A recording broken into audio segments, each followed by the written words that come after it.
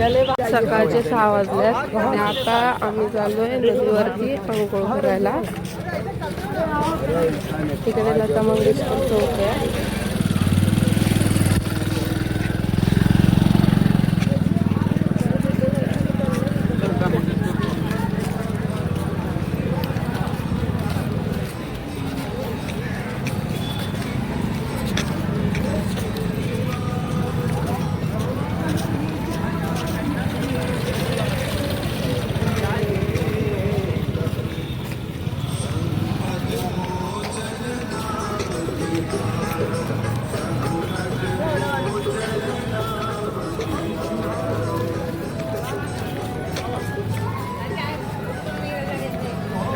हे नदीच्या entry gate आहे.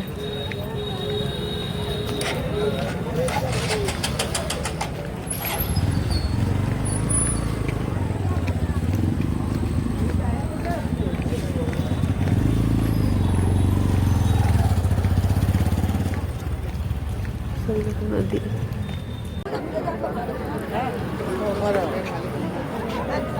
माणसं तिकडे बायका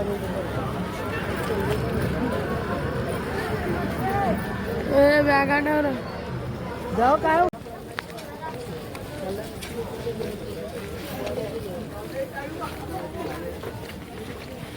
होत ते आता अंघोळ केली. बाहेर आलो.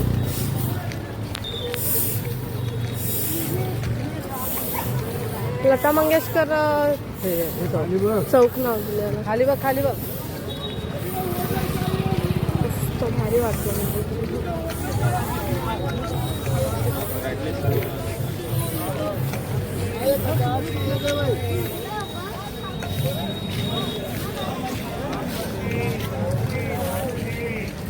दिवाळी म्हणून सजवलं इकडे पण.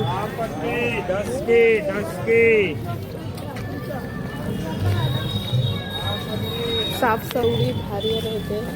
एक कचरा दिसणार नाही रस्त्यासाठी.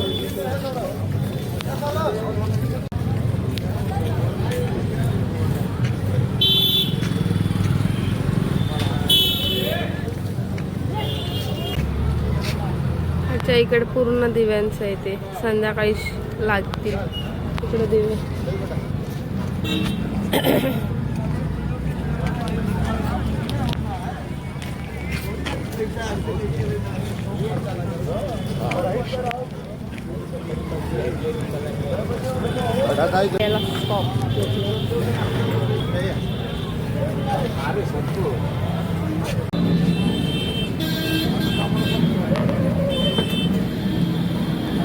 आता निघालो आम्ही मंदिरात जाण्यासाठी. आता नाश्ता वगैरे करू आणि मग मंदिरात जाऊ. तुम्हाला मेरे को मुझे के लिए दे बोले दिया यार ना बा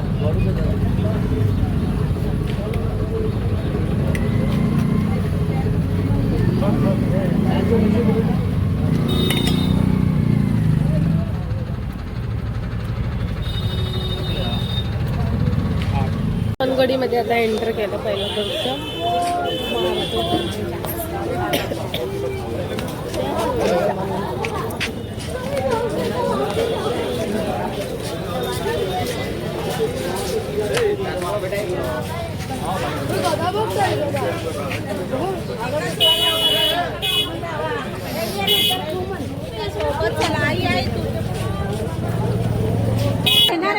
अरे देवाला देणार नाही का?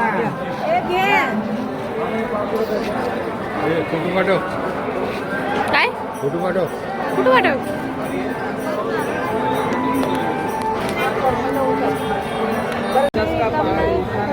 माला देखो आप पहले. ये कितने वाला है? 150 का है जो हनुमान जी को पहना दिया जाएगा आपके सामने. जितनी बड़ी मूर्त हो उतनी बड़ी माला है. ये पूरी पहना दिया जाएगा. कितने का? 150 का मोगरे की माला. मोगरा ही है. सुपारी का फूल बोलता है.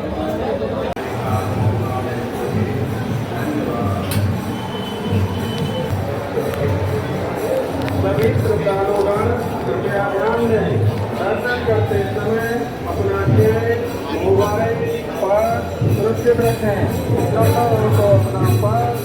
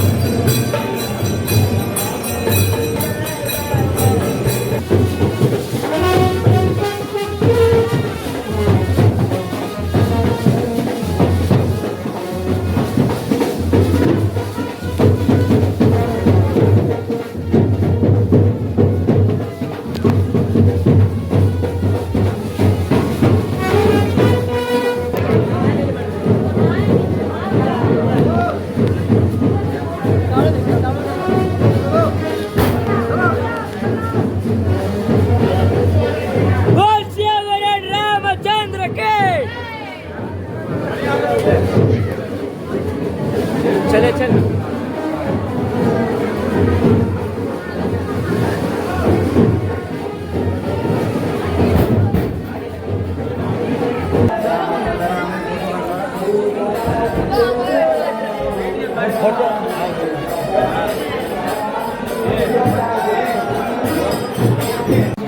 जस्ट दर्शन झालं मस्तपैकी आणि हार दिला त्यांनी.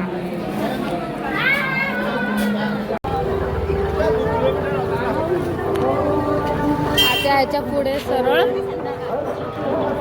अयोध्या राम मंदिर.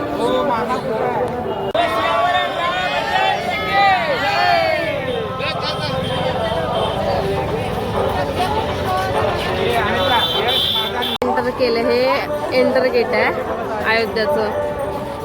आता इथून एंट्री आतमध्ये जायला. हो इकडे या. तिकडं कुठं चाललं? इकडे भारी आहे, एक नंबर.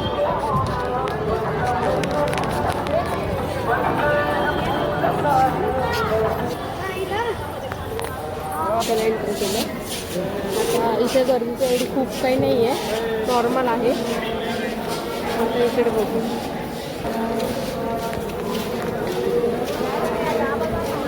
सिक्युरिटी वगैरे आहे खूप जास्त, म्हणजे एक राऊंड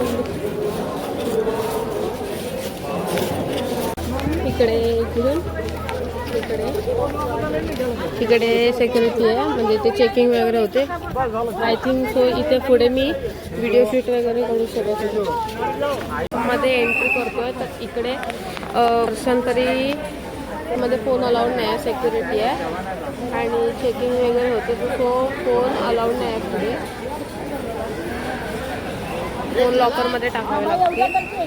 दर्शन खूप छान झालं, एकदम शांतता आहे, म्हणजे काहीच आवाज नाही, काहीच नाही, पूर्ण शांतता आहे. आणि असं एक वेगळंच फील येतं मंदिरामध्ये गेल्यानंतर. दर्शन 1-2 मिनटामध्ये झालं पटकन, गर्दी नव्हती, काही नव्हतं, काही नाही. बस दर्शन छान झालं, कुठेच गर्दी भेटली नाही किंवा काहीच नाही. पटकन गेलो आणि पटकन आलो. फोन अलाउड नाही परत दाखवलं. मूर्ती पण एकदम छान आहे दिसायला, एकदम एक मन प्रसन्न होतं मूर्ती बघितल्यानंतर, एकदम छान होतं.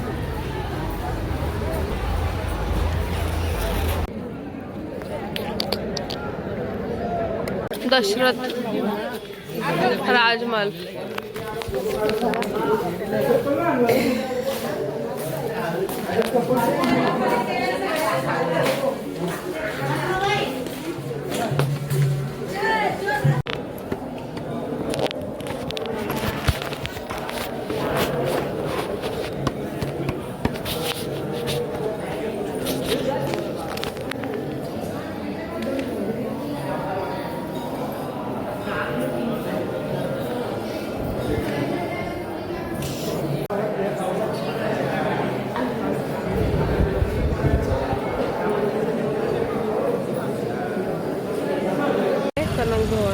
काय येत असतील ते लोक.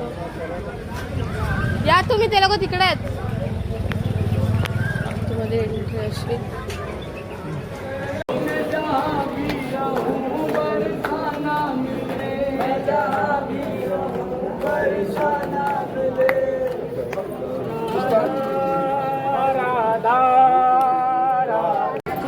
चले आने का योगी पकड़े ये आते जो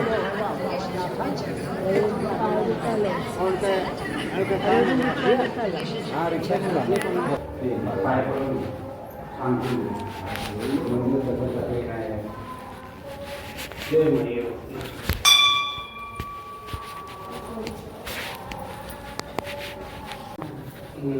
पहला बड़ा मूर्ति है श्याम स्वरूप पर्वत पे जो पास में लक्ष्मण जी, राम जी, सीता जी, बगल में हनुमान जी। भगवान राम के शादी के बाद जनक राजा आए थे सीता जी से मिलने के लिए। यहाँ कल्पवास करने के लिए काशी में लोग कल्पवास करते हैं। कल्पवास करने के लिए जमीन खरीदे थे हवाई अड्डा के पास में फैजाबाद में है। उसी के कीमत में इतना मणि भेजे थे तो दशरथ के हमारे कहीं जगह खाली नहीं तो उसका जाना भरिए जंगल में रख दिया जाए। यहाँ रखने से पर्वत इसका नाम मणि पर्वत है। माता सीता जी को मैके मानते हैं, मैके के संपत्ति है। अच्छा। वशिष्ठ जी श्रावण शुद्ध तृतीया को मुहूर्त बताए, तृतीया पुराण के साथ में ही सीता ने पूरा की तो सामने में पूरा उसको मनाया जाए। अच्छा। पूरा पड़ा वही कर करके पूरे जितना मंदिर है अयोध्या में सबके ठाकुर जी विमान सजा के आते हैं। क्योंकि पर तृतीया को सावन के दूसरे पाठ में तृतीया से शुरू होता है, रक्षाबंधन एक तृतीया को सब ठाकुर जी आज दिन में भूलेंगे, शाम के हर मंदिर में पूरा पड़ेगा। अच्छा। काशी मथुरा ठीक। और बाकी देहातों में सब पड़ता है, झूला पंचमी में अब तो प्रेम नहीं है, पहले प्रेम में बड़ा ढंग से पड़ता रहा। हर जो है गाँवों में झूला पड़ता है, पंचमी मनाया जाते हैं। तो सीता जी राम जी तृतीया को बनाए थे, इसके बाद हम सब ठेकाय लावून दे। हे म्हणजे सीताचं माहेर लग्न होते वेळी सगळं जे देतात ना मुलीला सगळं आयार बियार इथं सजवतात। श्रावण महिन्यामध्ये दुसऱ्या येऊन जेवढे मंदिर आहेत ते अयोध्येमध्ये तिथून सगळे जण हे घेऊन येतात भेट आणि सकाळचं हे करून संध्याकाळी परत रिटर्न होतात। मला सगळे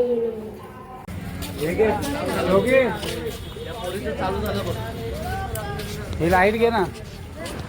आता प्लीज फोन दे, तू प्लीज फोन दे, प्लीज फोन दे। चालू आहे ते त्याचा व्हिडिओ पण एक मस्त सगळे चालू।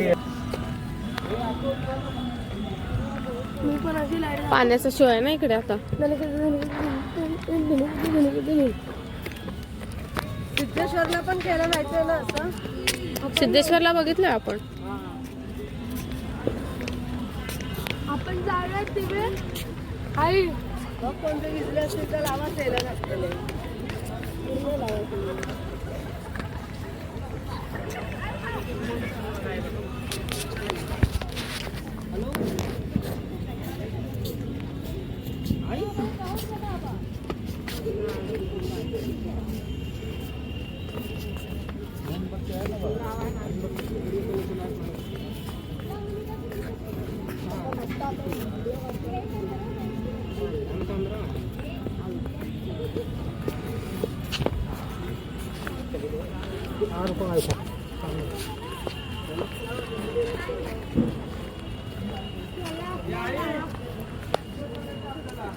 दीप महोत्सव हे असं गार्डन आहे ते पाण्यावरचा शो होतो।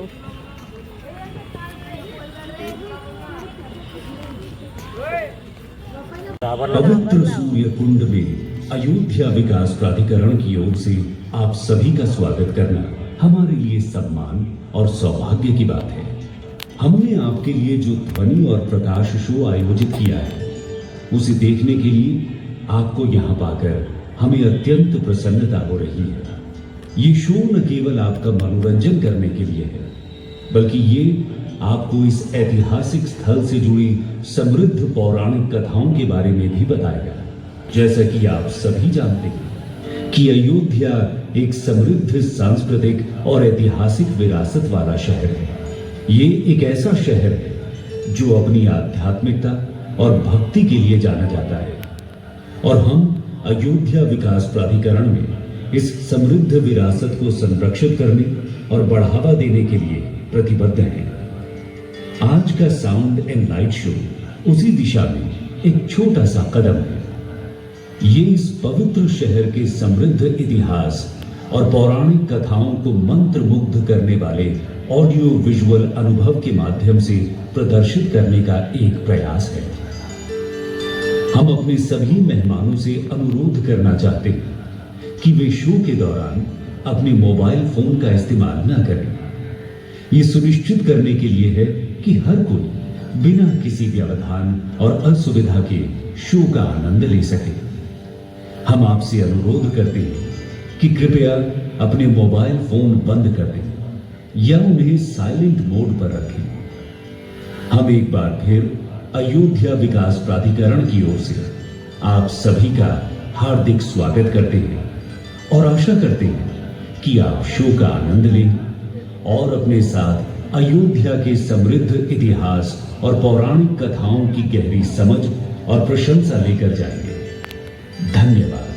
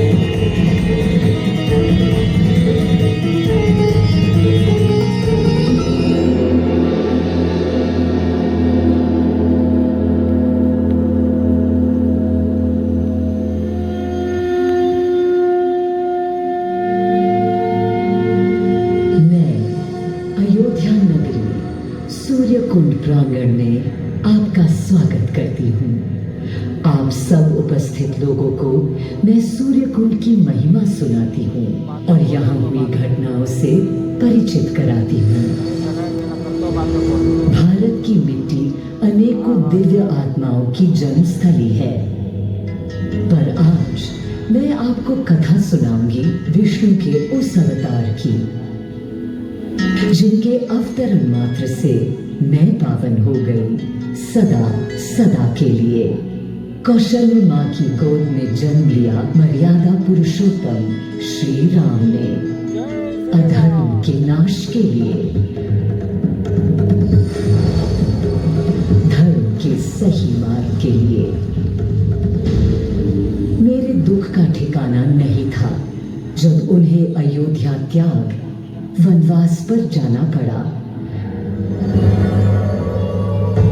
पर अंततः वो घड़ी आई जब सीता माता के साथ उनका पुनः आगमन हुआ मेरी धरा पर।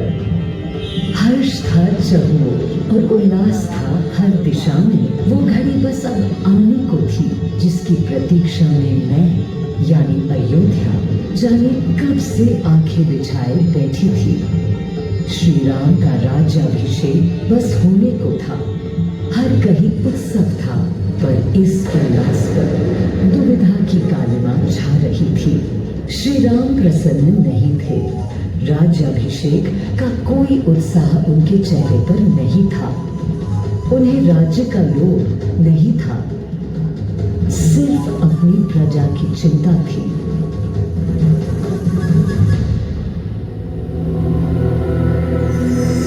सबके मन में एक ही प्रश्न था, कौन हल कर सकेगा श्री राम की इस दुविधा को, मिटा सकेगा इस अंधकार को, किसके तेज से छट जाएगी ये क्रांति। अरे वही जिसके वंशज हैं श्री राम, जो स्वयं सशरीर धरती पर पधारेंगे श्री राम को राम राज्य समझाने। श्री राम की अनेकों कहानियां मेरे कण कण में रची बसी हैं, पर ये गाथा उस शक्तिपुंज की है जो पृथ्वी पर जीवन और सृष्टि का केंद्र था, है और रहेगा। वो अखंड शक्ति स्रोत जो दिशा दिखाता है सतत अनवरत, जिसने श्री राम का मार्ग प्रशस्त किया आदि नारायण सूर्यदेव। मैं अयोध्या जानती थी कि श्री राम एक दोराहे पर हैं। वे प्रसन्न नहीं हैं। राज्य का लोभ तो उन्हें कभी था ही नहीं। अयोध्या निवासी भी चिंतित थे। अयोध्या वासियों को भी प्रभु श्री राम की इस दुविधा का आभास होने लगा था। देखा क्या? तुमने देखा क्या? कितने सकुचाई से श्री रघुवीर थे। पद की प्रसन्नता या दर्प निरप होने का ललक या उमंग कोई कुछ भी तो दिखी नहीं। मुकुट सामने रख कितने अधीर थे। वे तो थे अधीर नहीं, हाँ थोड़े गंभीर थे। सौम्य मुखमंडल पर निर्बलों की पीड़ा थी।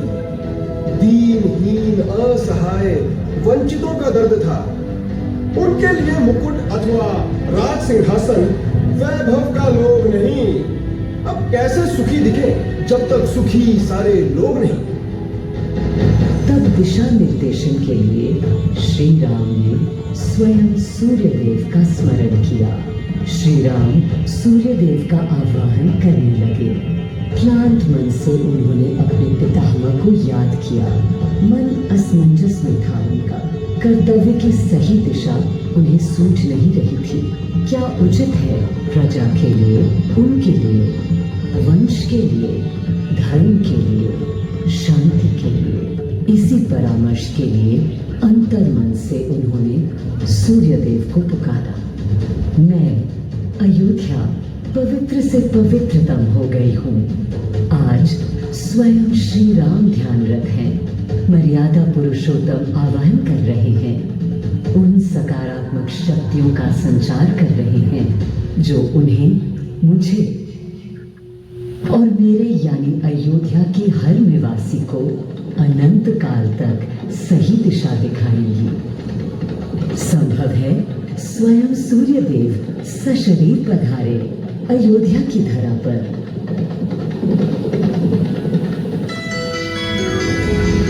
और देखो, श्री सूर्यदेव आने को हैं।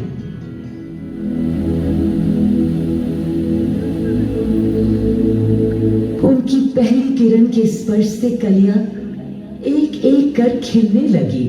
जीवन की कांति हर ओर धीरे धीरे फैलने लगी।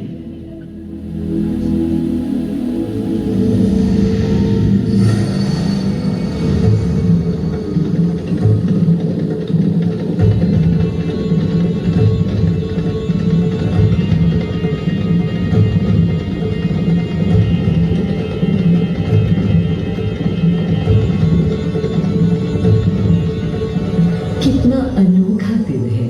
स्वयं सशरीर अपने अलौकिक स्वरूप में पधारे हैं श्री सूर्यदेव नारायण, और उनके अधीर मन के संशय मिटाने को। अधीर है या गंभीर है, मैं जानता हूं क्या उनकी पीर है।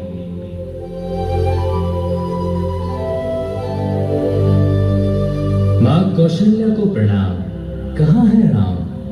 अरे भूलूं ये बात कि कौन बड़ा है। आज्ञा हो तो आपके चरण छू लूं। अरे नहीं नहीं, ये क्या करते हैं आदि पुरुष? ऐसा अनुग्रह सर्वथा अनुचित है। राम वंशज हैं आपके, क्यों पाप का भागीदारी बनाते हैं पितामह? पितामह होंगे हम ब्रह्मलोक में, अब धरती पर जनलोक में आ गए हैं।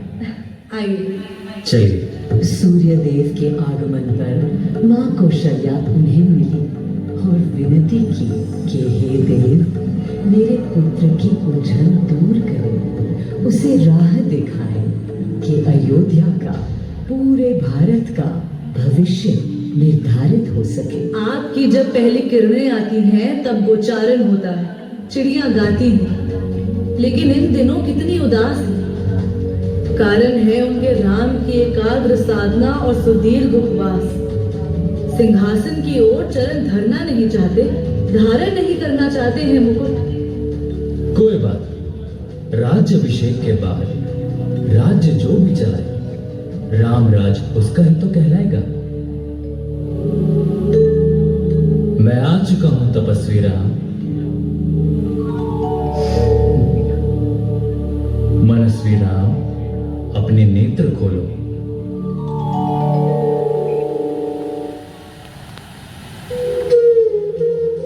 प्रणाम पितामह, प्रणाम। प्रणाम मेरे राम, प्रणाम। पितामह, राम राज क्या है? राम स्वयं पूछ रहे हैं कि राम राज्य क्या है। तुम्हें लगता नया प्रश्न है? अभी तो आप कह रहे थे जो भी चला है। मैं कह रहा था कि राम राज में राम के लिए भी विधान होंगे। आदिदेव, कुछ अनुमान तो मुझे है, लेकिन अब आप बताइए क्या विधान है?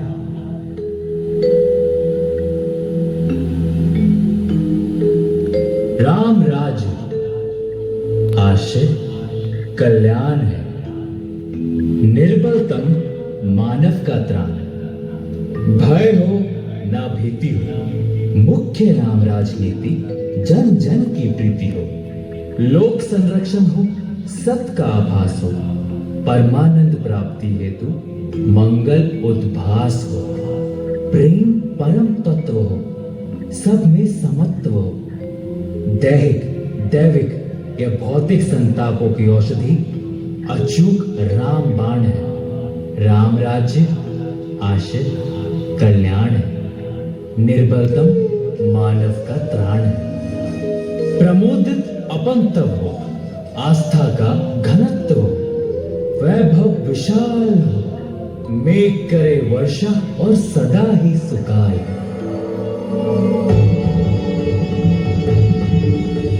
दिशाएं सब मस्त हो, जनपद ये स्वस्थ हो, उपद्रव ना ही और ना कोई आतंक हो। कोई नहीं रंग हो, सुख की सुख निशंक हो। प्रेम योग धर्म मूल्य प्राण, राम राज आशय कल्याण। मां कौशल्या, अभी ये मुकुट मात्र सोने का है।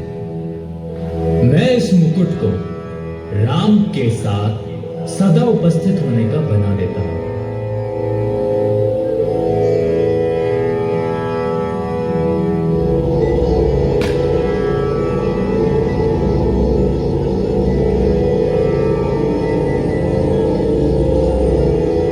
स्वयं सूर्यदेव ने मेरी यानी अयोध्या की धरती पर श्री राम को राम राज्य का वर्णन सुनाया, उसका आधार रखा और उनके मुकुट को अपनी रश्मियों से आशीर्वाद दिया। श्री राम के नेतृत्व में हर ओर खुशहाली, प्रेम, शांति और संयम फैला। हर ओर रोशनी, प्रकाश और जीवन का संगीत गूंजने लगा। राम राज्य का पथ दर्शाकर चल दिए सूर्यदेव पुनः अपने लोक, ताकि अनंत काल तक अयोध्या ही नहीं पूरा विश्व उस शक्ति का संचार अनुभव कर सके। हर दिशा खिल उठी श्री राम के राम राज्य से। सूर्यदेव के स्पर्श से पावन हुई मेरी धरा, पर जहां उनका रथ रुका था वहां स्वयं यह कुंड बन गया। समय बदला, मेरा और इस कुंड का स्वरूप भी बदलता गया। स्कंद पुराण के अनुसार यह स्थल घोषार्क तीर्थ के नाम से भी जाना जाता है। जब प्रतापी राजा घोष यहाँ आए और उन्होंने ऋषियों को यहाँ स्नान करते देखा तो स्वयं भी किया, जिसके बाद उनका शरीर दिव्य, निरोगी और अलौकिक हो गया।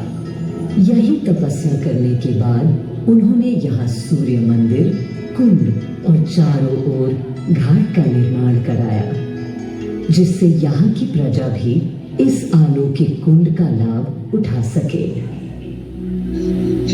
कहा जाता है कि यहाँ स्नान मात्र से कई रोगों से मुक्ति मिलने की मान्यता है। दिन बीते, साल बीते और फिर अनेकों सदियों के बाद राजा दर्शन सिंह यहाँ आए और इसी कुंड के जल से उनकी काया भी कांतिमय हो गई। यहाँ की गई उनकी घोर तपस्या का तेज आज भी अनुभव किया जा सकता है। सूर्य देव के महात्म्य से मैं अयोध्या और तेजमय हो गई और इसका प्रमाण इस सूर्य कुंड और समीप स्थित गरिमा में सूर्य मंदिर से स्थापित हो जाता है।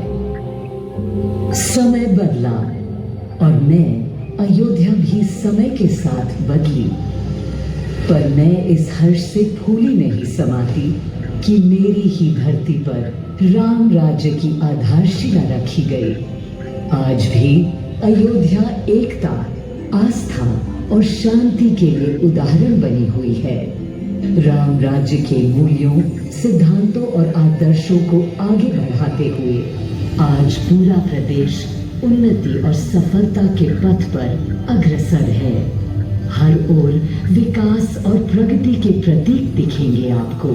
हर दिशा में नए निर्माण, नए विश्वास और नए उल्लास फैले हैं। आने वाले भविष्य में भी सूर्यदेव के आशीर्वाद से यह देश, यह प्रदेश और मैं अयोध्या यूं ही उन्नति करते रहेंगे। जय श्री राम।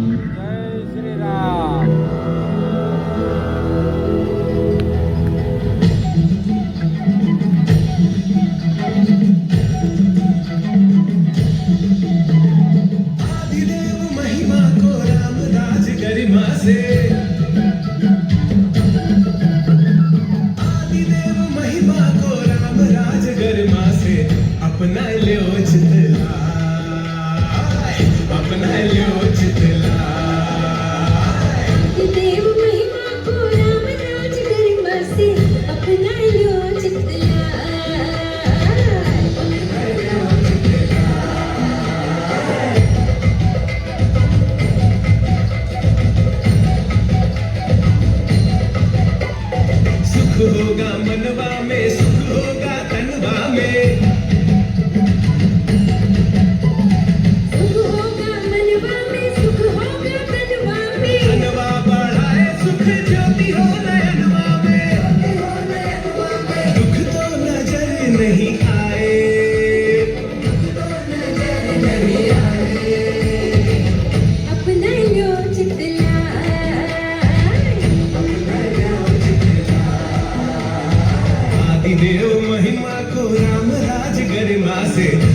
अपना लो चितला अपना लो चितला सियावर रामचंद्र की जय।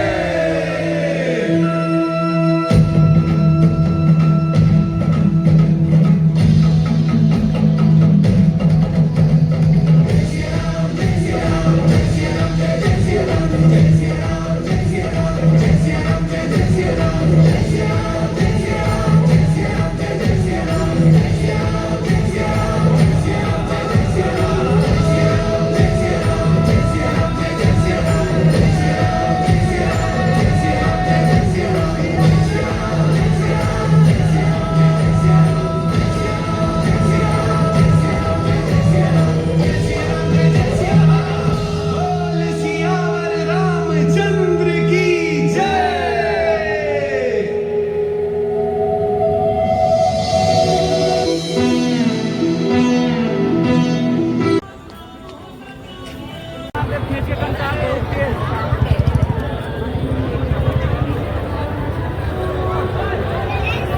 हजार दिवे लावलेले आहेत आज इकडे. आणि जिथे लाईट आहे तिकडे राम मंदिर आहे.